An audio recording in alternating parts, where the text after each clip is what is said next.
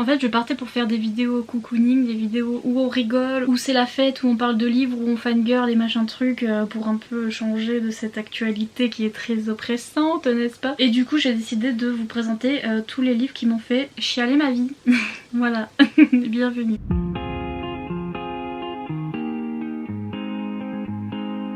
Oui, non mais si vous avez envie de pleurer, ben lisez ces livres. Des fois il faut évacuer aussi, non? Je continue avec mes recommandations de romance, tout le monde s'en fout parce que personne n'est là pour la romance ici, mais pour mon incroyable personnalité. L'incroyable personnalité a quitté le chat. Mais je continue à vous recommander des romances parce que bah bon, là je dois avouer que c'est pas tous des romances. Et là je vais vous recommander les trucs un peu dramatiques, un peu beaucoup dramatiques, et les trucs qui font chialer la vie. Parce que sur moi ça a marché et je suis pas très contente about it pour tout vous dire parce que j'aime pas. J'aime pas pleurer dans les livres parce que je pleure dans ma vie réelle tout le temps. Et donc j'ai du mal, je dois m'hydrater d'ailleurs en parlant de ça. Hydratez-vous les enfants. Et donc je pleure assez. Merci, je préfère les petits livres tout doux de Sloane Kennedy où on pleure pas, où ça se finit toujours en Happily Ever After, vous voyez. Happily Ever After c'est quoi en français? Ils vécurent heureux et eurent beaucoup d'enfants, sauf que ça c'est pas très heureux, donc je préfère Happily Ever After qui est être heureux pour la fin des temps, plutôt que avoir des enfants, c'est horrible. C'est pas happy, je vois pas. Bref, les français. Donc voilà, les livres qui font pleurer en général, pas trop mon truc. Le fait est que j'en lis parce que moi je lis tout ce qu'on me recommande sur Booktube, et les gens en général ils ont des coups de cœur sur des livres qui leur provoquent une émotion très amplifiée, très grande, et en général c'est quand ils chialent. Et j'avoue que moi ça m'est peut-être arrivé, je suis en train de regarder ces livres là peut-être 2 fois dans ces livres, mais sinon j'aime pas en fait de pleurer, je suis pas là pour ça. Mais j'avoue que de temps en temps, enfin moi ça me fait ça parce que je suis dépressive, mais et des fois je sais que je vais pleurer, mais genre ça fait des mois que je me retiens et machin et j'arrive pas, et il y a des moments je sens que ça vient mais il me faut l'ambiance, vous voyez, et genre je mets la petite musique triste et tout, je mets Par amour de Diams et les larmes coulent. Et ben ces livres là ils servent à ça aussi, quand vous sentez que ça vient et tout, vous avez envie de lire un truc qui va bien vous faire chialer et tout, qui va bien voilà, vous évacuer les émotions, et ben les voici, les voilà. Et aussi il y a des gens qui aiment bien du drame et des trucs dramatiques parce que c'est un peu ce qui leur provoque l'émotion la plus grande, et donc c'est comme ça qu'ils ont leur coup de cœur et machin. Moi en général je suis plus énervée, j'ai envie de brûler le livre, mais chacun ses goûts, chacun sa route, chacun son chemin, passe le message à ton voisin. Donc voilà, je vais vous présenter ça. C'est parti mon kiki. En parlant de livres que j'ai pas aimé et que... Donc 1000 baisers pour un garçon de Tilly Cole. En fait j'ai 2 livres de Tilly Cole parce que elle est douée pour faire chier sa race. Et d'ailleurs j'ai vu récemment sur Instagram, elle était en train d'écrire une nouvelle histoire, etc. Et je l'ai vu qui avait pris une selfie en train de pleurer devant son écran d'ordi, donc comme quoi il n'y a pas que nous, même elle en l'écrivant elle se fait du mal auto tout seul. Donc auto toute seule. Oui mais je suis fatiguée, ok, il est 3h du matin, je suis fatiguée. Oui je filme toujours à 3h du matin, je suis décalée. Guada. Celui-là mon petit problème c'est que c'est un young adulte à propos de jeunes gens qui ont 16-17 ans, un truc comme ça. Déjà ça aborde un sujet, donc je vais pas vous spoiler, mais ça aborde un sujet qui moi me... J'aime pas lire ce genre de truc. C'est un genre de sujet qui fait pleurer tout le monde et dont il y a même eu des films d'adaptation de livres. C'est ce genre de sujet qui moi ça m'intéresse pas en fait, j'ai pas envie de lire ça. Mais bref c'est du drame etc. C'est sur 2 adolescents, donc ce que j'ai bien aimé par contre c'est la romance, c'est que ils se sont rencontrés quand ils étaient petits, ils étaient voisins, donc c'est Rune et Poppy. La petite fille est Poppy et le gars s'appelle Rune, et Rune il vient de Norvège je crois, un truc comme ça, donc il était blond aux yeux bleus et j'étais ouh. Le fait est que lui il va devoir redéménager en Norvège parce que son père il a un travail là-bas etc, etc. Et il se promet avec la petite fille, ils sont là bon on continuera à se parler et tout, de toute façon je vais redéménager dès que j'ai 18 ans machin. Elle est là ok. Et du jour au lendemain elle arrête de lui parler, donc elle arrête de communiquer avec lui quand il est en Norvège, et il sait pas pourquoi, et un jour il va revenir donc aux États-Unis et il va être en mode girl, what happened? Elle va devoir dire son secret, dire pourquoi elle a arrêté de lui parler, etc. Et c'est cette histoire là, et j'ai beaucoup aimé le personnage de Rune qui avait été très touché par le fait que du coup elle lui parlait plus, et il était devenu un peu de bad boy, un peu le garçon renfermé et tout, et quand il retourne aux États-Unis c'est plus du tout le même. Quand il était petit il était trop kiki, trop mignon, quand il retourne c'est le pire bad boy avec la veste en cuir et la moto et tout, et il est grave énervé. Et j'ai bien aimé l'histoire d'amour, et franchement si on enlevait le sujet principal qui fait chialer etc, c'est l'histoire entre ces deux personnes, et c'est vrai que c'était poétique, c'était beau, mais quand je pensais au fait qu'ils ont 17 ans j'étais en mode qui parle comme ça et qui est aussi profond et poétique à 17 ans. Certes, il y a certaines personnes qui le sont. Là, de par leur histoire, voilà, ils ont dû mûrir un peu plus vite. C'est trop surtout du côté de la jeune fille. Le gars, voilà, il était un peu bad boy, donc il parlait mal et tout, c'était tranquille. Mais la jeune fille, elle te sortait des poèmes tout le temps. Elle avait un poème sur la vie toutes les 5 minutes. Et j'étais, oui, mais sois normal un peu. Mais au final, j'ai adoré l'histoire d'amour entre les deux. C'était vraiment trop mignon et c'était super beau. Et c'est vrai que l'écriture était super belle, quoi. On peut pas dire autre chose. Et je me suis dit, mais ça va pas me faire pleurer parce que je sais de quoi ça parle, je sais ce qui se passe. Elle va pas me faire pleurer, l'autre, elle a cru. Et ben. Si. Et le pire c'est que dans tous ces livres je pleure au mauvais moment. Il y a la scène qui brise le cœur et qui machin, et moi je suis en train de lire, je suis. Et après il y a une pauvre phrase sur une canette de coca ou je sais plus quoi. Le truc vraiment à la con, genre il y a le vent qui souffle et je suis. Le vent il souffle. On devait pleurer à une scène en particulier, j'ai pas pleuré du tout, mais une autre scène où il y avait le garçon à l'intérieur et j'étais super attachée au garçon, donc je pense que c'est pour ça. Il faisait un truc, c'était un truc tout bête, mais je sais pas, il m'a fait trop pleurer le mec. Voilà, ça marche très bien, donc au cas où, et si vous voulez lire du bon young adulte, voilà, c'est du young adulte. Tout le monde a eu un gros coup de cœur dessus, donc voilà. Un autre de Tilly Cole, puisqu'on y est, si vous voulez pleurer, mais qui est celui-ci un peu plus adulte, je dirais, oui, c'est bon. A Wish for Us, qui est traduit en français par Love Crescendo. Moi non plus je ne sais pas. Celui-là est un peu plus adulte mais pas de... Il n'y a pas de scène olé olé là non plus hein, parce que c'est du young adulte. C'est juste plus adulte dans l'âge qu'ils ont en fait. Ils sont plus au collège non. Collège c'est en anglais, à la fac. Voilà. Alors oui ça marche, ça a marché, vous verrez dans mon vlog spécial Tilly Cole. J'ai jamais pleuré autant de ma vie, hein, je crois dans toute la journée. Et en plus le pire c'est que j'ai pleuré pendant longtemps. De la moitié du livre jusqu'à l'autre moitié quoi, jusqu'à la fin. Je pleurais tout du long et au début j'ai pleuré un bon coup, je me suis dit oh c'est bon c'est sorti. Et après ça a recommencé, j'étais non mais attendez, j'ai plus d'yeux, mon nez va exploser, aidez-moi. Voilà si vous aimez bien pleurer... Bonsoir. Mon seul problème avec ce livre c'est qu'il y a un message qui est passé à la fin, j'en parle à chaque fois et je suis très vague about it parce que je veux pas spoiler. Il y a un message qui moi m'a toussé dessus tel le coronavirus, m'a touché particulièrement de par mon expérience personnelle. Il y a une décision de l'auteur qui m'a pas plu, qu'elle a prise et que pour finir son histoire etc. Et j'étais ah mais non et que je trouve limite dangereuse pour les gens atteints de maladies mentales et que voilà, mais je sais que c'est pas la faute de l'autrice, je sais qu'elle voit pas ça comme ça et que etc. Mais pour moi c'est trop dommage, c'est juste ce truc là qui a fait que ce livre, je peux pas dire que c'est un coup de cœur ni rien parce que vraiment au début c'était pas un coup de cœur non plus, c'est pas voilà, c'est pas la meilleure lecture de ma vie, mais il était vraiment très bien et je crois que je lui ai mis 4 étoiles, mais il était vraiment très bien et j'ai bien aimé les sujets abordés etc. Mais vraiment ce choix qu'elle a fait à la fin j'étais ah non. Franchement si vous aimez chialer vos vies voilà, et l'histoire est vraiment bien, ça parle de musique en fait, et c'est l'histoire d'un jeune homme qui a un rapport très spécial à la musique, pareil je veux pas trop vous spoiler parce qu'on découvre voilà un petit peu comment... qu'est-ce qui se passe dans sa tête au fur et à mesure de l'histoire et c'est un truc super sympa à découvrir mais c'est vrai que j'en ai jamais entendu parler dans des romans à propos de la musique etc. Et c'est vrai que ça existe en plus et c'est un don en particulier qui est super intéressant et franchement j'ai adoré et ça... Enfin, ce don que le mec il a, ça a rendu l'histoire hyper pareil, hyper poétique, hyper visuelle, je sais pas comment vous dire mais c'était je sais pas, on voyait la musique en fait. C'était Enemies to Lovers au début parce que le gars est super bad boy et la fille fait du violon je crois, non je sais plus, enfin bref elle adore la musique classique, elle est good girl etc. Et lui il fait son bad boy, au début il peut pas la saquer etc. Donc c'était vraiment sympa le truc de Enemies to Lovers au début et j'ai bien aimé leur relation mais... Voilà, c'était ce truc de drame que moi je me parle, mais qui a marché de malade parce que voilà, c'est pour ça que je vous présente ces livres et que je les garde parce que il y a des livres, je les jette à la poubelle, j'en peux plus parce que franchement c'est que du drame pour faire du drame et ça m'a ennuyé, j'ai même pas pleuré, ça servait à rien. Que ces livres là, ils ont marché sur moi et j'ai chialé ma vie. Bon, Tilly Cole, she knows how to do it. Hein. Un livre que j'ai aimé cette fois, Jamais plus de Colleen Hoover qui est pour moi... le meilleur livre de Colleen Hoover, je veux rien entendre.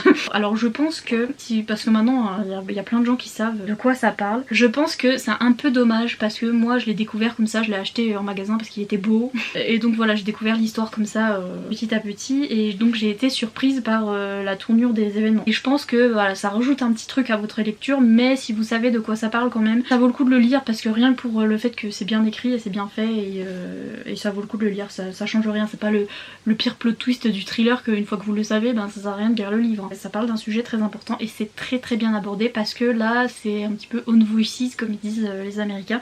C'est-à-dire que Colleen Hoover elle sait de quoi elle parle parce que elle a vécu ce genre de choses et donc voilà, forcément ça se voit qu'elle sait de quoi elle parle et c'est tellement bien écrit, ça m'a tellement ouvert les yeux sur cette situation. C'est-à-dire que je pensais comprendre les victimes de cette chose, de cette situation, je veux pas vous spoiler mais je pensais comprendre, je me disais oui bien sûr je comprends ces femmes là, bien évidemment je comprends que ça doit être comme ci comme ça, mais alors je comprenais rien du tout, c'est à dire que non je ne comprenais rien. Là vous comprenez parce que là vous êtes dans la tête de cette femme et vous pensez comme elle et j'ai exactement ressenti exactement comme elle et à la fin je suis toujours bloquée, je sais pas comment vous dire mais pour ceux qui l'ont lu je suis toujours amoureuse du mauvais gars en fait donc ça craint, mais c'est son meilleur livre et il est trop bien écrit et il est très important à lire je trouve. Et voilà, je vous ressors toujours Chasseuse de la nuit, vous allez en avoir marre. Mais parce que je vous ai là. J'allais vous ressortir le tome 3 comme ça random en mode le tome 3 de Chasseuse de la nuit. Puis les gens allaient être là. Mais c'est vrai, déjà le tome 1 de Chasseuse de la nuit, donc à la fin, c'est une saga Bitolito, donc urban fantasy. Pour ceux qui viennent d'arriver, je ne sais pas dire bitlit à cause d'une dent en moins, donc je dis Bitolito. Et bref, là c'est sur des vampires, pas les vampires de Twilight où on s'ennuie un peu, c'est des vampires méchants. Enfin des vampires méchants, non il y en a des gentils parce que genre mon mec, mon homme, mon mari dans cette saga c'est un vampire, mais bon bref. Et la fille c'est ma femme et c'est une demi-vampire, mais bref. Donc on suit Kat qui est mi-humaine, mi-vampire et qui chasse les vampires depuis qu'elle est jeune parce que sa mère lui a dit les vampires c'est le diable, tue-les. Et elle est là ok maman et donc elle les tue etc. Et sauf qu'elle va tomber sur le mauvais, sur un vampire qui est un peu plus expérimenté et donc elle va se faire enlever. Et le vampire en fait il est chasseur de primes, chasseur de têtes, enfin bref il tue aussi des gens pour avoir de l'argent. Et il est en mode ah bah tiens tu vas faire... partenariat rémunéré avec moi pour attirer les mecs parce que voilà les mecs gays ça passe bien mais les mecs non gays j'ai un peu du mal et donc toi tu vas les attirer et machin, enfin bref ils vont être en partenariat un petit peu. Ça commence à enemies to lovers parce que je vous rappelle que ça fait enlever hein, et elle est pas d'accord et il est là mais c'est soit ça soit je te tue donc et elle fait ah dit comme ça, c'est vraiment ma saga favorite de tous les temps. La fin du tome 1 est déjà bien, vous êtes déjà bien, voilà, si vous avez pas versé votre petite larme, moi j'ai pas versé ma larme mais par contre j'ai balancé le livre à l'autre bout de la pièce et j'étais là quoi. Le tome 3. Là il y a encore un post-it d'une énième relecture de je ne sais quand. Oh c'est des trucs Apple non sponsorisés. Mais vous voyez quand vous achetez les iPhones ils vous donnent les petits... Bref. Et ce tome 3, alors que je savais, j'étais complètement zinzin parce que... Enfin c'est dire si c'est bien fait parce que je sais qu'il y a des tomes après. Vous savez que s'il y a des tomes après la saga elle est pas finie etc. Vous voyez. Mais c'était quand même tellement bien fait que j'ai pleuré ma vie. Lisez cette saga, elle est trop bien, j'ai ri, j'ai pleuré, j'ai balancé les livres, je les ai prêtés à plein de gens qui étaient là. Mais qu'est-ce que tu lis toi? Bah désolée, je ne lis pas que du Charles Baudelaire. Mais lisez cette saga, c'est obligé. Maintenant, si vous êtes abonné à ma chaîne, vous êtes obligé. C'est tout, abonnez-vous pouce en l'air. Sinon, un truc qui n'est pas de la romance, c'est plutôt du young adulte contemporain, tranche de vie. Tranche de vie ça me fait rire parce que ça me fait penser à la tranche de saucisson. Donc voilà, alors oui je suis campagnarde, vous l'avez remarqué. Le roi serpent de Jeff Zentner, ouais ça parle de religion, ça parle de plein de trucs mais c'est un petit peu voilà, il n'y a pas trop de romance ni rien. C'est sur un gamin qui, je sais pas où aux États-Unis où vous savez il y a des religieux aux États-Unis. Non. Il y en a ils partent loin dans le christianisme, je crois que ça fait partie du christianisme mais je sais plus, où ils manipulent des serpents parce que genre ils ont lu dans la Bible qu'il y avait un passage avec un truc de venin de serpent et je sais pas quoi et ils l'ont pris à la lettre de fou et il y a des fous comme ça qui boivent du venin de serpent, enfin bref ils font des trucs zarbi et c'est l'histoire d'un jeune homme, son père il est pasteur, enfin prédicateur ou je sais plus quoi là, mais dans cette espèce de secte bizarre de serpent là. Et c'est son histoire à lui, c'est l'histoire aussi de ses deux autres amis, donc une fille et un garçon. Le garçon il est super attachant, l'autre garçon qui est il est fan de livres en fait, il est fan de fantasy et il est fan de Game of Thrones et etc. Il joue toujours aux jeux vidéo et il lit plein de trucs enfin il a une saga favorite qui est un petit peu dans le livre, ils disent pas que c'est Game of Thrones, ils mettent un autre nom mais c'est un peu l'équivalent etc. Ce gamin il est super touchant et il a aussi des problèmes dans sa famille donc il est ami avec le gosse du pasteur et avec une autre fille qui est un petit peu elle est un petit peu frivole, un peu en mode elle a un blog de mode sur internet et elle est un peu voilà, elle pense qu'à son blog de mode sur internet et elle est pas trop enfin voilà, il n'y a pas de gros enjeux dans sa vie mais elle est là pour une raison et et elle est valide aussi dans sa frivolité. Et bref, c'est l'histoire de ces 3 amis et c'est tout.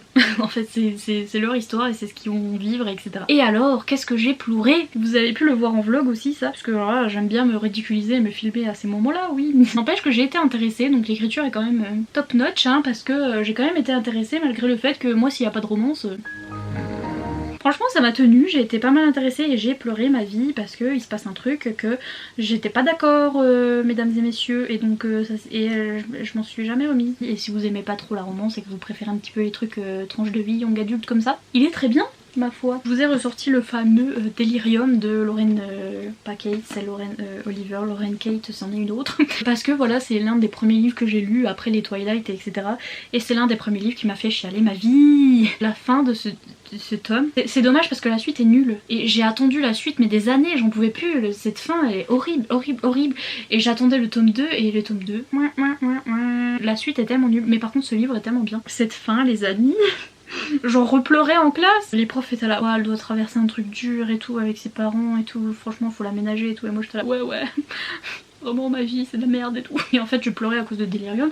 Mais j'ai repensé en cours parce que écoutez en cours qui c'est de la dystopie où dans ce monde là l'amour n'existe pas. Enfin c'est pas que l'amour n'existe pas mais l'amour est dangereux et est régulé. Genre les gens ont pas le droit de tomber amoureux. Je crois qu'ils vont faire des espèces de tests à partir du moment où ils ont 16 ans. Ils vont être matchés entre 2 personnes, ou je sais pas si je confonds avec un autre truc. Non je crois que là ils vont avoir un produit qui leur est injecté pour plus aimer en fait.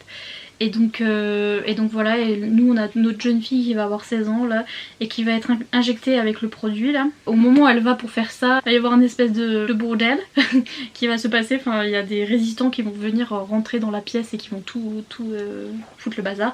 Et donc elle va jamais être injectée et elle va tomber amoureuse et voilà, dans ce monde où on n'a pas le droit. Et c'était trop bien. C'était trop bien, mais cette fin... Et puis le dernier, c'est Forbidden de Tabitha Suzuma, qui parle d'inceste, donc qui a été très connu à un moment, il faisait que de passer sur Booktube, tout le monde voulait le lire, le bouquin à propos de l'inceste. Là j'ai la version en anglais, la version française c'est Rouge, c'est traduit chez Milady, voilà. Et ce livre est trop bien fait. C'est tout ce que j'ai à dire à chaque fois sur ce livre, c'est que c'est trop bien fait. À chaque fois on part dedans en mode je vais lire le livre sur l'inceste et je vais être tout du long. Tout le monde est parti comme ça en fait, tout le monde est là l'inceste. Et au final c'est tellement bien écrit, on s'attache au personnage et on se rend compte de... Enfin il y a une certaine situation dans laquelle ils sont qui justifie presque le fait qu'ils soient amoureux en fait. Au bout d'un moment on s'en rend plus compte en fait, ils sont frères et sœurs. Et Tabitha Suzuma elle nous le balance au milieu là, elle est là, au fait ils sont frères et sœurs. Et t'es là, genre tu t'y attendais pas, plot twist. Alors que non tu le savais, mais c'est tellement bien fait et on s'attache tellement au personnage. Et j'ai été tellement touchée par par le personnage principal masculin qui est mon bibou. Je crois qu'il a de l'anxiété sociale. Enfin, c'est comme ça que j'interprète en fait son comportement parce que c'est pas dit directement, il a de l'anxiété sociale. Il est hyper touchant et les deux sont hyper touchants et ces personnages je me suis attachée de fou. Je vous jure on se rendait plus compte que c'était de l'inceste à la fin et c'était tellement bien écrit, c'était tellement beau et c'était tellement bien fait que vous vous attendiez à lire le truc archi tabou et tout, vous étiez vas-y je vais le lire pour la hype et tout, et en fait vous lisez un truc bien fait et beau et bien écrit et un sujet hyper tabou bien abordé et qui finalement vous fait réfléchir en fait. Ouais, à la fin vous êtes en mode mais attends, ces histoires d'inceste là, au final vous y réfléchissez de fou et vous êtes pas là direct à Namberg. Et c'est ça qui est bien fait dans ce livre. Et cette fin, j'en pouvais plus, je ne m'en remettrai jamais. Donc voilà, si vous voulez chialer. En cette période de réjouissance, si vous avez envie de pleurer, voilà pour vous servir yours truly. Vous êtes ravis de cette chaîne, elle est magnifique. J'étais là vas-y je vais faire des petites vidéos où on s'amuse et tout. Et en fait je vous présente tous les livres qui font chialer sa vie. En même temps il y a des gens qui aiment bien, comme je vous dis, voilà, il y a des gens qui aiment. N'hésitez pas à me donner des idées de vidéos parce que vraiment, vous voyez que je suis à court là. Je vous fais vraiment n'importe quoi. Mais promis je vous ferai des petits vlogs cocooning et tout où on s'amuse, mais là non, j'ai envie de... Voilà. Si vous voulez pleurer, irritise. Si vous avez apprécié cette vidéo comme d'habitude, n'hésitez pas à mettre un petit pouce en l'air et à vous abonner si c'est pas encore fait. J'en ai marre de mes outros. Et sur ce, moi je vous dis à bientôt pour une prochaine vidéo. Oui, goodbye.